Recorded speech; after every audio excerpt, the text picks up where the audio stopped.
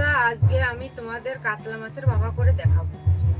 দেখো বন্ধুরা, এটা আমাদের পুকুরের কাতলা মাছ, চারা কাতলা, এখনো বড় হয়নি, তাই দুটো কাতলা মাছ ধরে নিয়ে এসেছি ভাপা করার জন্য। এটাকে এবার কেটে নেব।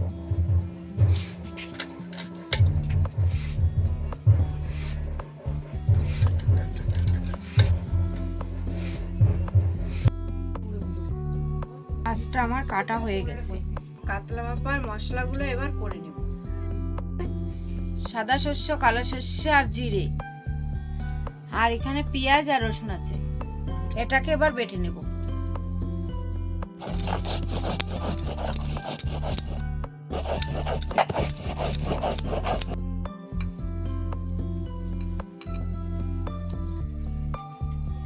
এবার সর্ষে বেটে নেব।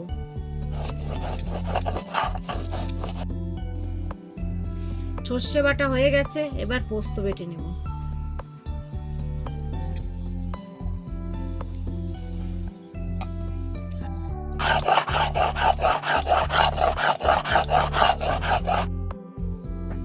পোস্ত বাটাটা আমার হয়ে গেছে, রসুনটাকে বেটে নেব।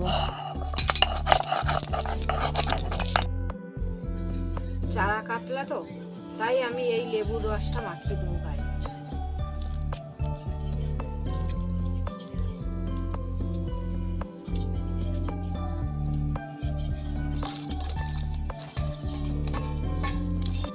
পরিমাণ মতো লবণ দিয়ে দেব,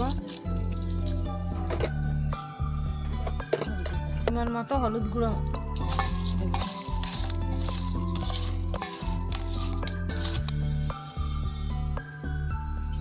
দিয়ে দেব সর্ষের তেল,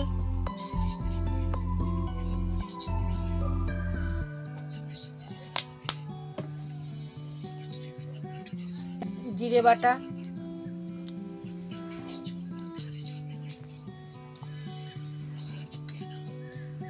কালো সর্ষে, সাদা সর্ষে বাটা,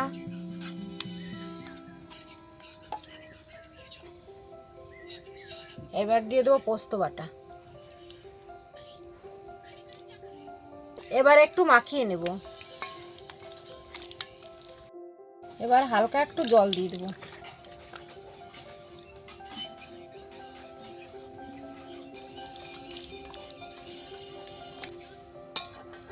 এটাকে এবার 10 মিনিট ঢাকা দিয়ে রাখবো। রসুনটা ভেজে নেওয়ার জন্য একটু তেল দিয়ে দেবো।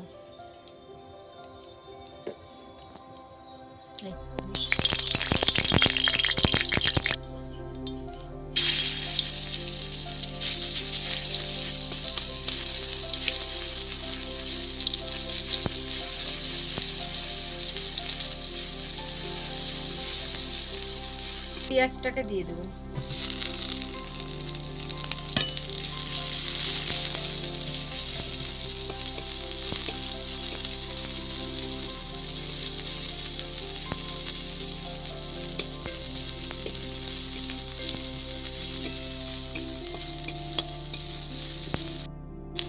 এবার এটাকে তুলে নেব।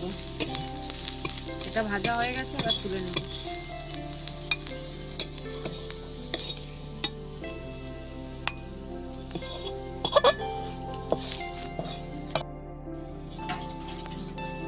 দশ মিনিট হয়ে গেছে, এবার পেঁয়াজ আর রসুন ভাজাটা এর ভিতরে মিক্স করে দেব।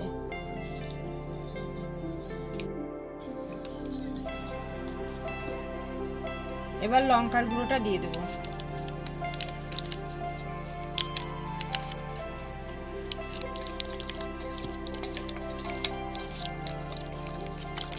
টিফিন কৌটোতে ঢেলে নেব।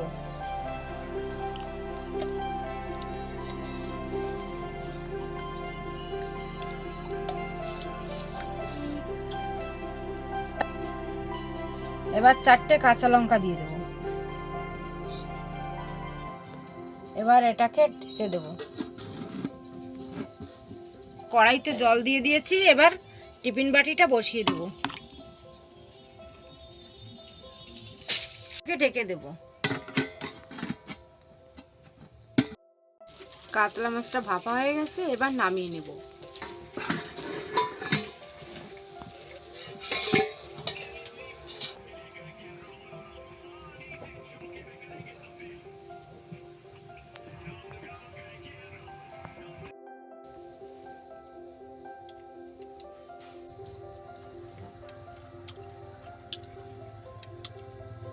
ভালো হয়েছে। কাতলা ভাপা প্রথম ভাব খেলাম, খুব ভালো লেগেছে।